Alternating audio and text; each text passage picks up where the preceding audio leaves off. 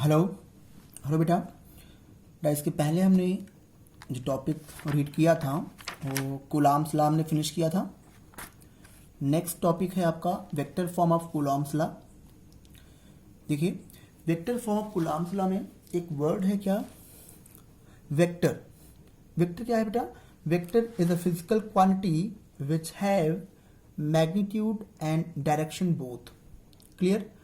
Listen, हमने जो Coulomb's law पढ़ा वो केवल वहाँ पे जो वैल्यूज कूलॉम्स लॉ से आ रही थी, ये देखिए जो आपका ये वैल्यू है, ये जैसे मैं आपको शो कर रहा हूँ, F equal to 1/4πε0 Q1 Q2 upon R square. ये जो वैल्यू थी वो केवल मैग्नीट्यूड को स्पेसिफाई करती है। वो क्या कर रही है? केवल मैग्नीट्यूड को स्पेसिफाई करती है।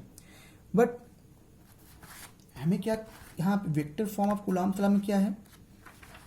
Vector form of Coulomb's law में देखिए डायरेक्शन भी मेंशन हो रहा है। यहाँ पे ये प्रॉब्लम बेटा देखो, इस vector form of Coulomb's law में क्या जस्ट वेरीफाई करना चाह रहे हैं, कूलॉम्स लॉ आपका Q1 Q2 में लिया, दो चार्ज पार्टिकल के मिड में जो फोर्स अप्लाई होता है वो हम कूलॉम्स लॉ से वेरीफाई करते हैं।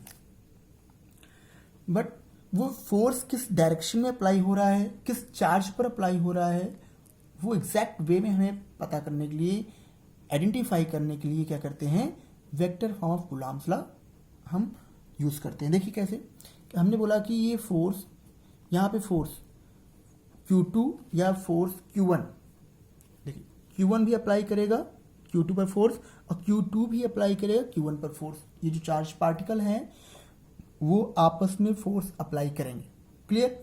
ओके, अगर हमने लिख दिया F equal to 1/4πε0 Q1 Q2 divide by R square, ये हमारी डिस्टेंस है R। तो ये बताना है, देखो कंफ्यूजन क्या है यहाँ पे कि जो फोर्स ये वैल्यू आएगी वो Q1 जो फोर्स लगा रहा है Q2 पर वो आएगा या Q2 जो फोर्स लगा रहा है Q1 पे वो आएगा, ये जो डाउट है। और या बोल सकते हो किस डायरेक्शन में फोर्स लगा रहा है। हमने ये फोर्स क्या फाइंड आउट किया है, Q1 का फोर्स है कि Q2 का फोर्स है। जस्ट ये जो आपकी कंफ्यूजिंग चीज़ें हैं, इसीलिए हमने यहाँ vector form of Coulomb's law just read करने जा रहे हैं क्या, कि किस डायरेक्शन में फोर्स लग रहा है, किस पर फोर्स लग रहा है, ये हम पढ़ेंगे। देखिए इसके पहले फर्स्ट, किस डायरेक्शन में या किस पर फोर्स को हम इंडिकेट कैसे करते हैं। किसी भी चार्ज पर फोर्स को अगर हमें इंडिकेट करना है तो कैसे करेंगे? जिस चार्ज पर हम फोर्स फाइंड आउट करना चाह रहे हैं, जिस चार्ज पर हम फोर्स फाइंड आउट करना चाह रहे हैं, सबसे पहले उस क्वांटिटी की, देखो ये क्या है, Q2 पर हम फाइंड आउट करना चाह रहे हैं तो हम 2 लिखेंगे पहले। कौन अप्लाई कर रहा है? 1 अप्लाई कर रहा है तो उसको बाद में लिखेंगे। इसको हम क्या रीड करेंगे, फोर्स ऑन चार्ज 2 बाई 1। मैं फिर से रिपीट कर रहा हूं, force on charge 2 by 1। Clear? ऐसे अगर हम देखिए, अगर नेक्स्ट, अगर Q1 पर फोर्स कितना अप्लाई हो रहा है, फोर्स ऑन Q1 बाई 2, ये हो गया। तो फोर्स को हम ऐसे इंडिकेट करेंगे किसी पर्टिकुलर चार्ज पर। ओके, अब ये जो डिस्टेंस की डायरेक्शन है, ये किस डायरेक्शन में फोर्स लग रहा है, वो तो फोर्स का नोटेशन हो गया। बट डायरेक्शन हम कैसे देखेंगे, ये इसकी डायरेक्शन अगर हमें पता चल जाए तो हमें पता चल जाएगा कि किस डायरेक्शन में फोर्स लग रहा है। देखिए क्या करेंगे, जिस डायरेक्शन में ये एरो बनी होगी, जिस डायरेक्शन में ये एरो बनी होगी, फर्स्ट उस चार्ज को हमें लेना है। डिस्टेंस है तो हमने R लिखा है, किस डायरेक्शन में है, Q2 की डायरेक्शन में, तो पहले हम 2 लिखेंगे। और किस डायरेक्शन, कहाँ से, मतलब कि किस चार्ज से वो डायरेक्शन, मतलब कि जस्ट रिलीज हुआ है, कहाँ से आ रहा है, ये Q1 से आ रहा है। जो डिस्टेंस हमने कहाँ से एज्यूम किया है, Q1 से एज्यूम किया हुआ है, और Q2 तक ये जस्ट मूव कर रहा है। तो जिस डायरेक्शन में वो डिस्टेंस आप दिखा रहे हैं, जिस डायरेक्शन में फोर्स अप्लाई हो रहा है, ये पहले उसका हम लेंगे, Q2 लेंगे, एंड देन दूसरा जो नेक्स्ट आपका चार्ज होगा वो ले लेंगे। मतलब क्या है, फोर्स की हमें देखना है किस चार्ज पर फोर्स फाइंड आउट कर रहे हैं, पहले वो लेंगे और देन दूसरा चार्ज ले लेंगे। और डिस्टेंस के लिए क्या देखेंगे, डायरेक्शन के लिए क्या देखेंगे, जिस डायरेक्शन में पहले किस डायरेक्शन में वो फ्लो हो रहा है, किस डायरेक्शन में, जो डायरेक्शन इंडिकेट किया गया है एरो, पहले वो रखेंगे, देन बाद में 1 रखेंगे। डायरेक्शन देखिए 2 की तरफ इंडिकेट कर रहा है तो हमने पहले 2 लिखा है, बाद में हमने 1 लिखा है। क्लियर? ओके, वेक्टर फॉर्म में बेटा केवल डायरेक्शन हमें मेंशन करना है, केवल डायरेक्शन, और फोर्स सारा वही रहेगा। ठीक, देखते हैं। ये देखिए फर्स्ट आपका डेफिनेशन एंड ये जो हमने आपको बताया है, ये देखिए याद करने का तरीका क्या है। फोर्स ऑन 2 बाई 1 याद रखेंगे, देखिए मैच करा लीजिए आप। और यहां पे देखिए ये रेजिस्टेंस बोल रहा हूं बेटा, ये डिस्टेंस ऑन 2, डिस्टेंस आर किस तरफ 2, मतलब कि ये 2 क्या है, 2 की तरफ है, फ्रॉम 1 से एंड 2 की तरफ। तो ये रखेंगे, ऐसे ही आप लोग डिस्टेंस एंड फोर्स को रिप्रेजेंट करेंगे। नेक्स्ट देखिए, ये जो डायग्राम देख रहे हैं आप, केवल फोर्स को रिप्रेजेंट यहां करना है, डायरेक्शन को रिप्रेजेंट करना है और कुछ नहीं। बस केवल हमने एक केस लिया है, Q1, Q2, Q3 हैं, 3 चार्जेस हैं जो आपस में फोर्स अप्लाई करेंगे। तो डिफरेंट फोर्स यहाँ पे अप्लाई हो सकते हैं। Q2 पर फोर्स हम फाइंड कर सकते हैं, Q1 पर और Q3 पर। तो हम 1 या 2 केस देखिए लेते हैं, आप ऐसे ही सारे वेरीफाई करा सकते हैं। देखिए यहाँ पे Q2 पर अगर हम फोर्स फाइंड करेंगे क्या हो जाएगा, Q2 पर फोर्स निकाल रहे हैं तो पहले 2 आएगा। कौन फोर्स अप्लाई कर रहा है, हमने एज्यूम किया है कि 3 अप्लाई कर रहा है फोर्स, तो 3 बाद में हो गया। और ये देखिए F12 है, Q1 पर फोर्स अप्लाई कर फाइंड आउट कर रहे हैं तो 1 हुआ। कौन फोर्स अप्लाई कर रहा है, 2 अप्लाई कर रहा है तो हमने ये लिख दिया 2। ठीक, अब इन्हीं को हम देख लेते हैं कैसे हम डायरेक्शन के फॉर्म में मेंशन करते हैं। देखिए F12 है, F12 force F12 1/4 pi epsilon naught Q1 Q2 upon R square. F12 जो फोर्स है, देखिए F12 किस किस चार्ज के मिड में है, Q1 और Q2 के है, तो हमने यहाँ Q1 Q2 लिया है, R स्क्वायर। एंड जो डायरेक्शन है आपकी, देखिए वो डायरेक्शन भी क्या हो जाएगी, R12 हो जाएगी। ठीक, देखिए डायरेक्शन आपका 1 की तरफ है, पहले हमने 1 लिखा, और किस पॉइंट से ये रिलीज हुआ, किस पॉइंट से ये आ रहा है, 2 से आ रहा है, तो हमें 2 लिखे हैं, तो यहाँ 1 2 हो जाएगा। तो यहाँ पे जो डायरेक्शन है हम यूनिट वेक्टर से इंडिकेट करते हैं, डायरेक्शन को यूनिट वेक्टर से इंडिकेट करेंगे। नेक्स्ट देखिए यूनिट वेक्टर, देखिए अब हम अगर यहाँ पे हमने यूनिट वेक्टर इंडिकेट किया है, यूनिट वेक्टर को अगर हम हटाएं या इसको और मॉडिफाई करें फॉर्मूले को, तो क्या करेंगे, यूनिट वेक्टर को हटाएंगे। यूनिट वेक्टर देखो क्या लिख सकते हैं हम, जैसे यहाँ देखिए यूनिट वेक्टर आपने प्रीवियस ईयर में क्या पढ़ा है, इस वेक्टर क्वांटिटी पढ़ा होगा। वेक्टर में हमने पढ़ा है, देखिए यूनिट वेक्टर अगर कोई है तो unit vector is equal to that vector divide by magnitude of that vector. ठीक, अगर वेक्टर ए है, vector A is equal to ये आपका unit vector A is equal to A vector divide by mod of A, ये हमारा formula होता है, या यूनिट वेक्टर ऐसे हम रिप्रेजेंट करते हैं। ठीक, देखिए तो यूनिट वेक्टर जहां भी आप ये डायरेक्शन पुट कर रहे हैं वो हमें क्या करना है, ये यूनिट वेक्टर की वैल्यू वहां पुट कर देनी है सिंपली। देखिए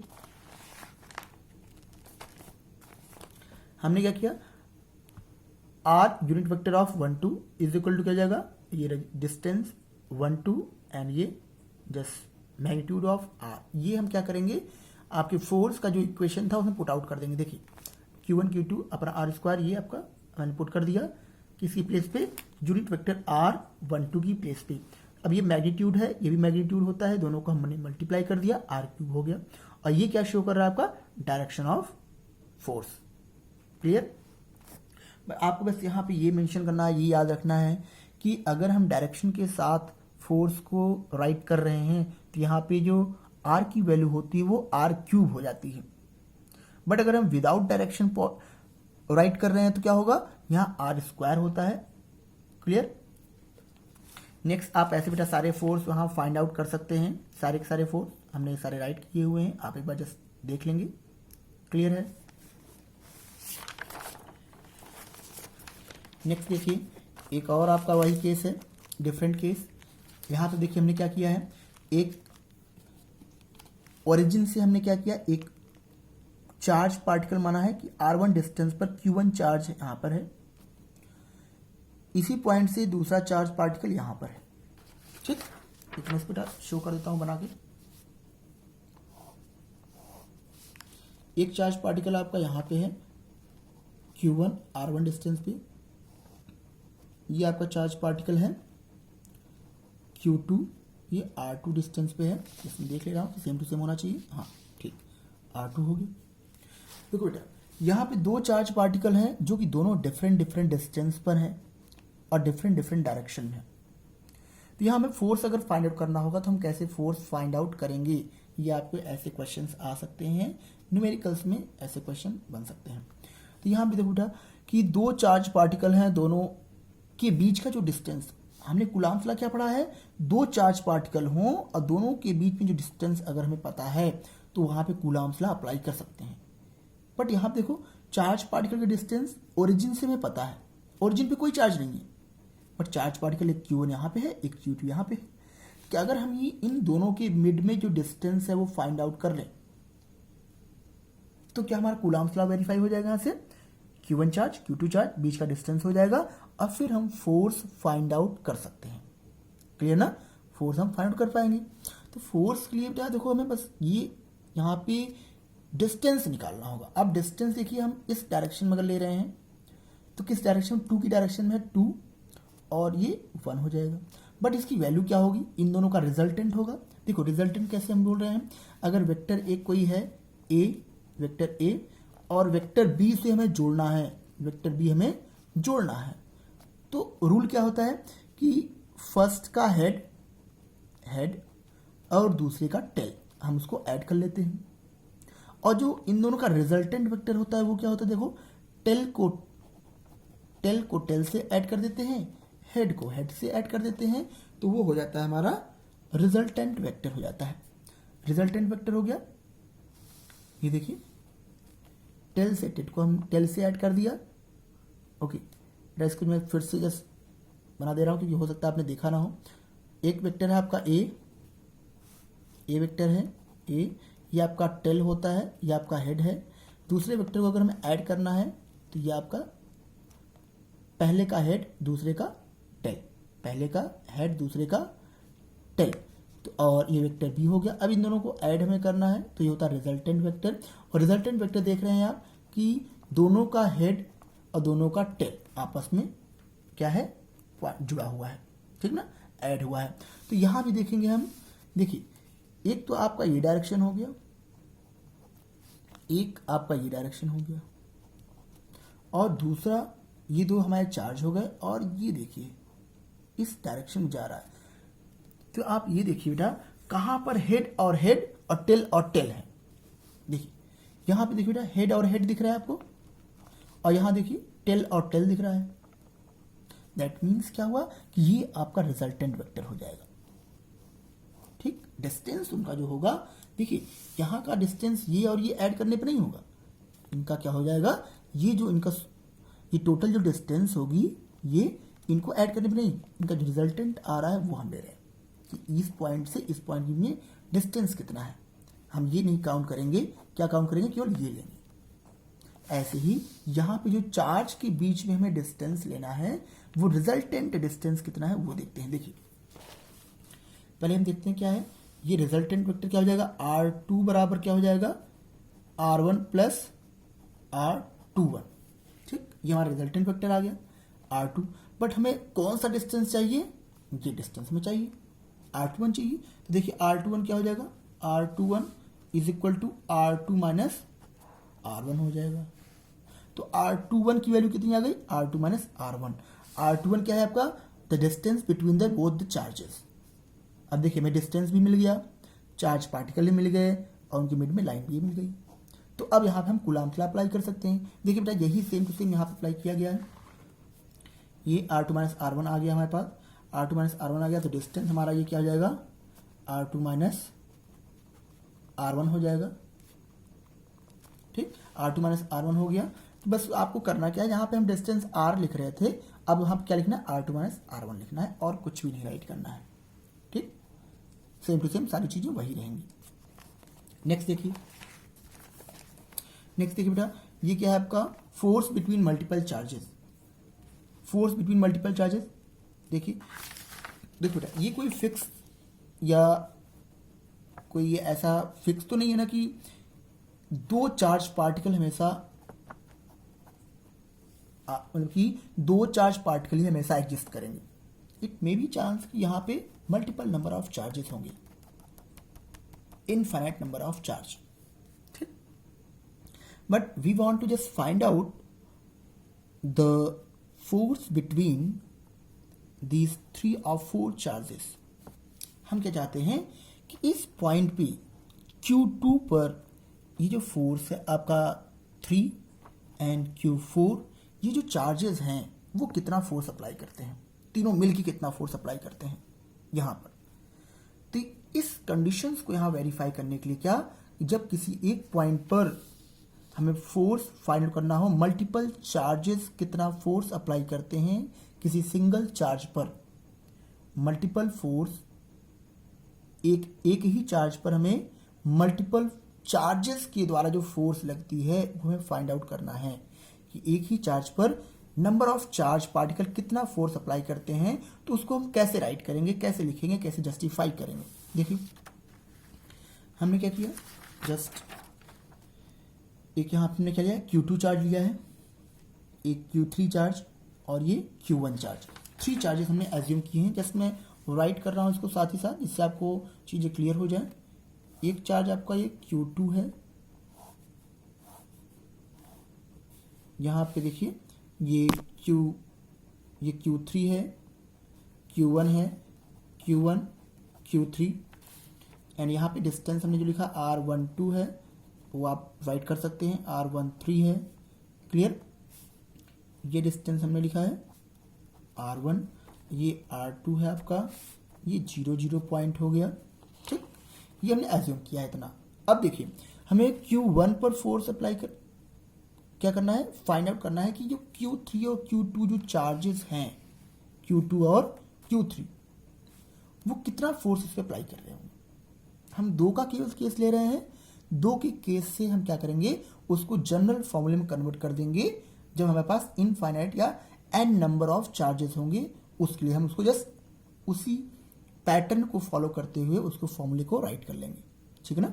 देखिए ये आपका फोर्स अप्लाई करेगा तो डायरेक्शन आपकी ये होगी, अगर Q2 फोर्स अप्लाई करेगा तो डायरेक्शन ये होगा। उस डायरेक्शन की हेल्प से हमने ये राइट कर लिया है। अब देखिए अगर Q3 फोर्स लगा रहा होगा तो कुछ ऐसे फोर्स लगा रहा होगा इस डायरेक्शन में, Q2 फोर्स लगाएगा तो कुछ ऐसे फोर्स लगा लेगा, ठीक। अब देखिए अगर ऐसे फोर्स अप्लाई हो रहे हैं, फोर्स देखिए ये अगर हम फोर्स की बात कर रहे हैं, 1 पर 2 कितना अप्लाई करता है, फोर्स 1, फोर्स ऑन 1/2, और ये क्या है, फोर्स ऑन 1/3। तो ऐसे में इनको ऐड नहीं कर सकते हैं, इनको क्या करना पड़ेगा हमें, या तो पैरेललोग्राम मेथड या ट्रायंगल लॉ मेथड जो आपने वेक्टर में पढ़ा हुआ है वो हमें अप्लाई करना पड़ेगा। इसको हम एक वेक्टर क्वांटिटी में कन्वर्ट कर देते हैं, मतलब कि पैरेललोग्राम में कन्वर्ट कर देते हैं। जस्ट ये आपका थोड़ा सा हल्का सा बेंड करके इसी की हमें पैरेललोग्राम का क्या मिल जाए, इसको हमें मॉडिफाई करके पैरेललोग्राम इसको हम बना लेंगे। ये देखिए, और ये आपकी लाइन हो गई, आपकी रिजल्टेंट लाइन हो गई आपकी। देखिए ये जो आपका F13 है, ये बेटा ये चीज़ क्या पैरेललोग्राम की क्या अपोजिट साइड इक्वल होती है, जितना फोर्स ये अप्लाई शो कर रहा होगा उतना ही फोर्स ये भी शो करेगा। जितना फोर्स देखिए F12 ये हो गया और F13 ये हो गया, तो इनका रिजल्टेंट फोर्स क्या आ रहा होगा, ये आ रहा होगा। क्लियर हुआ। तो रिजल्टेंट फोर्स बेटा आएगा कैसे, देखिए यहाँ बेटा देखो, एक ये वेक्टर हुआ ऐसे, फिर यहाँ से इसका टेल ऐड हुआ ऐसे, फिर ये इसका हेड मतलब हेड हेड और टेल टेल फिर से ऐड हो गया, हेड हेड और टेल टेल, मतलब क्या हुआ, ये जो लाइन है आपकी रिजल्टेंट लाइन हो गई। तो अगर रिजल्टेंट लाइन हो गई, रिजल्टेंट किसका है, वो फोर्स का, ये क्या हो जाएगा, फोर्स। रिजल्टेंट किसका, एफ, और एफ को हम जोड़ेंगे तो रिजल्ट में क्या निकलेगा, टोटल फोर्स निकलेगा। तो उसको हमने नेम दे दिया है F1 इज इक्वल टू, लिख रहे हैं F12 प्लस F13 लिख रहे हैं, ठीक, ये रिजल्टेंट फोर्स हो जाएगा। अब F13 और F12 की वैल्यू आप यहाँ से फाइंड कर लो। देखो क्या हो जाएगा, F12 क्या है, ये है F12, तो 1/4 पाई एप्सिलॉन नॉट। चार्जेस क्या है, Q3 एंड Q1 है, Q2 and Q1, Q2 Q1 divide by R12 का स्क्वायर।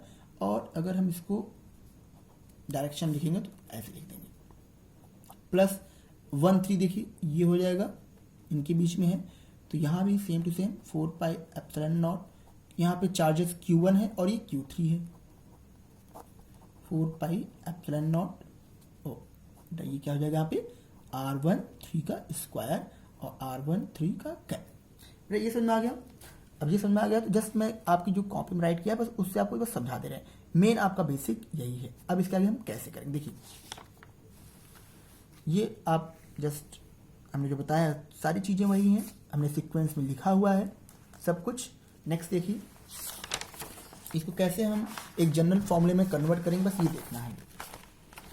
ये देख लीजिए हमने इनको ऐड कर लिया, दोनों को ऐड करने के बाद हमने क्या कर दिया, ये ऐसे हम लिख सकते हैं कि देखिए ऐसे हमने क्या किया कि अभी 2 फोर्स केवल था, हमने क्या कर दिया, अगर यहाँ मल्टीपल चार्जेस और कहीं भी होते, बहुत सारे होते, तो हम क्या करते, इनका भी फोर्स ऐसे काउंट कर लेते। यहाँ पे कैसे अप्लाई हो रहा है, ऐसे सारे के सारे फोर्स हम अप्लाई कर लेते और डिस्टेंस करके उनको सब यहाँ पे ऐड कर लेते। एफ कैसे लिखते, देखिए F1 equal to F12 plus F13 plus F14 plus F15, ऐसे डैश डैश करते हुए F1n तक जाते हैं और उनकी सारी की सारी वैल्यू यहाँ पुट कर लेते। और देखिए उसमें सेम क्या रहता, इन सारी वैल्यूज में 1/4 पाई क्या होता, सेम होता। Q1 की वैल्यू हमेशा सेम होती, ठीक, क्यों, क्योंकि हमें Q1 पे फाइंड आउट करना है तो Q हमेशा 1 तो रहेगा ही। तो देखिए यहाँ पे Q1 and 4 pi epsilon not हमने क्या किया, कॉमन ले लिया। अब बचेगा क्या, देखिए Q2 R12 का स्क्वायर, R12 का कैप, ये हो गया unit vector, then Q3 upon R13 का स्क्वायर, R13 का square, plus Q4 upon R14 का स्क्वायर, R14 का यूनिट वेक्टर, डैश डैश करते अगर हम चले जाएं तो Qn अपॉन R की पावर R1n का स्क्वायर, R1n का कैप, ये यूनिट वेक्टर हो गया। कैसे हो जाएगा, तो देखिए हम जनरल फॉर्मूले में क्या कर सकते हैं, ये तो सब में सेम है तो ये जनरल फॉर्मूले में सब में सेम रहेगा। ये देखिए Q1 upon 4 pi epsilon not हो गया, ठीक। अब ये सबका सम होना चाहिए, कहीं ना कहीं देखिए सब ऐड हो रहे हैं तो यहाँ हमने समेशन का साइन लगा दिया, समेशन हो गया। ये सब में सेम रहेगा, ये समेशन का साइन, क्यों, क्योंकि सब ऐड हो रहे हैं, हमने समेशन का साइन लगा दिया। कहाँ से देखो स्टार्ट हो रहे हैं, Q1 तो हमेशा ये फिक्स रहेगा, बट यहाँ से Q2 स्टार्ट हो रहा है, तो हमने बोला कि आई हमने एज्यूम किया और ये कहाँ से स्टार्ट होगा, 2 से स्टार्ट होगा, क्योंकि Q1 हमेशा फिक्स है, कांस्टेंट है, वो चेंज नहीं होगा। चार्ज हमारा 2 3 4 5 6 ऐसे जाएगा और कहाँ तक जा रहा है, n तक जा रहा है। फिर यहाँ पे देखिए क्या है, Q आई में 1 तो हमेशा से यहाँ पे Q आई में लिख रहा हूँ, ठीक, 2 3 4 5 डिवाइड बाई R1, देखिए यहाँ पे 1 1 1, ये डिस्टेंस सारे सेम है, सब में सेम होगा तो यहाँ हमने सेम रखा। और फिर उसके बाद ये देखिए 2 3 4 5 6 ऐसे वेरी करेगा, तो हमने लिख दिया यहाँ पे आई। अब देखिए यहाँ पे स्क्वायर कौन सा है, ये आपका स्क्वायर है, तो इसको हमने यहाँ पे स्क्वायर लिख दिया है। क्लियर बेटा, आपका ये जनरल फॉर्मूला बनके तैयार हो गया। देखिए ये आपका जनरल फॉर्मूला कुछ ऐसा ही है, जी एग्जैक्टली हम ऐसा ही इसको रिप्रेजेंट करते हैं। ओके बेटा, नेक्स्ट टॉपिक देखते हैं। नेक्स्ट देखिए इलेक्ट्रिक फील्ड। इलेक्ट्रिक फील्ड क्या है, देखिए इलेक्ट्रिक फील्ड मतलब क्या बेटा, देखो कि अगर 2 चार्ज हमारे पास हैं या 2 चार्जेस हैं, और what is the properties of the charges? The charges can apply force on other charges. That means देखो बेटा, इसका मतलब क्या हो रहा है कि चार्जेस टच भी नहीं कर रहे हैं एक दूसरे को और फोर्स भी अप्लाई कर रहे हैं, देख रहे हैं हम। तो अगर टच नहीं कर रहे हैं तो हमने क्या देख रहे हैं कि it may be a chance यहाँ से कुछ न कुछ हो सकता है, वेव्स के फॉर्म में एनर्जी का ट्रांसफॉर्मेशन हो रहा होगा, ऐसे कुछ कैसा भी जा रहा होगा, हम बस अभी ये एज्यूम कर रहे हैं, कुछ न कुछ तो ऐसा ही हो रहा होगा कि कुछ एनर्जी का पैटर्न उसके पास जा रहा होगा, ये अप्लाई कर रहा होगा, और कुछ एनर्जी कुछ इसके पास आ रहा होगा, अप्लाई कर रहा होगा। ठीक, तो ये जो एनर्जी, ये जो वेव्स स्पेस ऑक्यूपाई करती हैं, जितने स्पेस में फैल जाती हैं, अपने एग्जिस्टेंस को रखती हैं, उसी को हम बोलते हैं इलेक्ट्रिक फील्ड। मतलब क्या बोलते हैं, क्योंकि ये चार्ज से क्रिएट हुई हैं वेव्स, इसलिए हम इसको बोलते हैं इलेक्ट्रिक वेव, या बोल सकते हो, और इलेक्ट्रिक वेव। एंड इस टोटल फील्ड को, जितना फील्ड वो ऑक्यूपाई कर रही हैं, उसको हम बोलते हैं इलेक्ट्रिक फील्ड।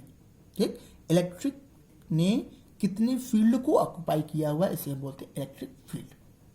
ठीक, और इन लाइंस को क्या बोलते हैं हम, इलेक्ट्रिक फील्ड लाइन बोलते हैं। क्या बोलते हैं, इलेक्ट्रिक फील्ड लाइन बोलते हैं। देखिए, इलेक्ट्रिक फील्ड को हम ई से डिनोट करते हैं, आप देख रहे हो नोट्स में। एंड ये F equal to Q into E. F equal to Q into E क्या है, the force between the two charges, कितना फोर्स अप्लाई हो रहा है, दो चार्ज के मिड में कितना फोर्स अप्लाई हो रहा है, वो है आपका F equal to Q into E. ठीक, और जस्ट देखिए F equal to Q E है। देखो बेटा, हम यहाँ फाइंड आउट क्या कर रहे हैं, हम पढ़ रहे हैं इलेक्ट्रिक फील्ड। तो अगर फोर्स हमें पता चल गया क्या, Q इंटू ई है, Q इंटू ई, और फोर्स हम ऑलरेडी जानते हैं क्या, 1/4 pi epsilon naught Q1 Q2 upon r square होता है। क्या हम ये फोर्स की वैल्यू, देखो यहाँ पे ये फोर्स क्या हम यहाँ पुट कर सकते हैं एक दूसरे को, ये जब फोर्स की वैल्यू QE है यहाँ पुट कर दें। देखिए, अगर हम वहाँ पुट कर देते हैं तो क्या होता है, QE बराबर 1/4 pi epsilon naught Q1 Q2 upon r square. ठीक, देखो बेटा, अगर यहाँ हम Q1 Q2 को केवल हम मैग्नीट्यूड की बात करें तो सारे चार्जेस की मैग्नीट्यूड इक्वल होते हैं, उन मैग्नीट्यूड के हिसाब से इसको कट कर सकते हैं, केवल मैग्नीट्यूड देख रहे हैं बस। तो ई इसको देखो क्या हो जाएगा बेटा, 1/4 पाई एप्सिलॉन नॉट Q2, या Q हम केवल लिख सकते हैं यहाँ पे आर स्क्वायर। ठीक, देखो what is the difference between the force and the electric field. Force जो होता है वो मल्टीपल, मतलब बोल सकते हो प्रोडक्ट ऑफ चार्ज पर डिपेंड करता है, बट इलेक्ट्रिक फील्ड क्या करता है, ओनली वन चार्ज पे डिपेंड करता है। क्लियर, केवल एक चार्ज पे डिपेंड करता है, प्रोडक्ट ऑफ चार्ज पे नहीं डिपेंड करता है। और सिमिलरिटी क्या है इनमें, देखो ये डिफरेंस हो गया आपका। और सिमिलरिटीज क्या है कि फोर्स भी आर स्क्वायर के इन्वर्सली प्रोपोर्शनल होता है, एंड ई भी क्या होता है, आर स्क्वायर के इन्वर्सली होता है। जैसे इसको मैं राइट कर ले रहा हूं। अगर हम सिमिलरिटी की बात करें, सिमिलरिटी क्या है कि E is directly proportional to 1 by r square and F is equal to directly proportional to 1 by r square, similarity में आ जाएगा। बट अगर हम डिफरेंस में बात करें, डिफरेंस क्या है, F is directly proportional to Q1 Q2 but E is directly proportional to only Q। ये डिफरेंस है दोनों में। चलो ठीक, देखिए आप सेम टू सेम सारी चीज़ें वही चीज़ लिखी हुई हैं। ये देखिए, हमने Q से Q और Q कैंसिल आउट किया हुआ है। ठीक, ये हो गया आपका। और यहाँ पे देखिए, ये क्या बोला जाए, if Q is 1 then Q is equal to 1, okay, E is equal to F। If Q is equal to 1 then E is equal to F होगा। देखिए, अगर यहाँ Q हम वहाँ 1 पुट कर दे तो क्या हो जाएगा, E और F इक्वल हो जाएगा। ठीक ना, मतलब क्या बेटा, देखो कि अगर आपका चार्ज अगर केवल 1 है, 1 चार्ज पार्टिकल है, तो वहाँ इलेक्ट्रिक फील्ड और फोर्स इक्वल हो रहा है। जैसे जैसे हम चार्ज को वेरी कराएंगे वैसे वैसे हमारा इलेक्ट्रिक फील्ड स्ट्रांग होगा, इलेक्ट्रिक फील्ड स्ट्रांग होगा तो फोर्स हमारा स्ट्रांग होगा। ठीक, चलो अभी हमें वेक्टर फॉर्म में हमने कन्वर्ट किया है, एंड ये यूनिट्स वगैरह हैं, आप जैसे इसको देख लेंगे, इजी है, समझ जाएंगे अच्छे से। देखो बेटा, नेक्स्ट आपका है डिस्ट्रीब्यूशन ऑफ चार्जेस। इसमें थोड़ा टाइम लगेगा, इसलिए मैं इसके लिए नेक्स्ट वीडियो अपलोड करूँगा आपके लिए। ये वीडियो बहुत लॉन्ग हो जाएगा क्योंकि ये टॉपिक भी थोड़ा एटलीस्ट हाफ एन आवर्स का है, तो इसको मैं नेक्स्ट वीडियो में ही आपको प्रोवाइड कराऊंगा। ओके बेटा, ओके जस्ट लिसन कि बेटा इस वीडियो में आपको जो भी डाउट हो या जो भी चीज़ें ना क्लियर हुआ करें, आप कमेंट करके या व्हाट्सएप पर कुछ भी करके आप हमें बता दिया करिए, जिससे उस चीज़ को मैं इम्प्रूव करूं और अच्छा से अच्छा वीडियो आपके को प्रोवाइड करा सकूं मैं। क्लियर? आप लोग रिस्पॉन्स नहीं कर रहे हो बिल्कुल, न तो व्हाट्सएप पे ना ही जो वीडियो हम भेज रहे हैं उस पर कोई रिस्पॉन्स है आपका कि हाँ सर समझ में आ रहा है, और किस टॉपिक पर आपको सर ये इस पर बना दीजिए, या किस टॉपिक से नहीं समझ में आया आपको वो भी नहीं बता रहे हो आप लोग। तो कुछ चीज़ों को क्लियर करके मुझे ये पता चलना चाहिए कि हाँ आपको क्लियर हो रहा है, नहीं तो ऐसे फिर मेरा भी इंटरेस्ट कम हो रहा है कि बच्चों को कुछ मोटिवेटिव, मतलब कि ऐसा होता है कि लगता है कि बच्चों को समझ में ही नहीं आ रहा। तो आप बताओ मुझे कि हाँ बेटा समझ में आया है कि नहीं आया है, और किस में डाउट है, और मैं क्या इसमें इम्प्रूव करूँ जिससे आपको और वीडियो अच्छा लगे। अच्छा इन द सेंस मतलब कि आपको अच्छा से क्लियर हो चीज़ें आपको, ठीक है ना। तो वीडियो देखिएगा और रिप्लाई करना है कि आपको कैसे, मतलब कि ये समझ में आया है कि नहीं समझ में आया है, क्या इम्प्रूवमेंट करना है, सब कुछ बताना है आपको। Okay okay, thank you class, thank you बेटा।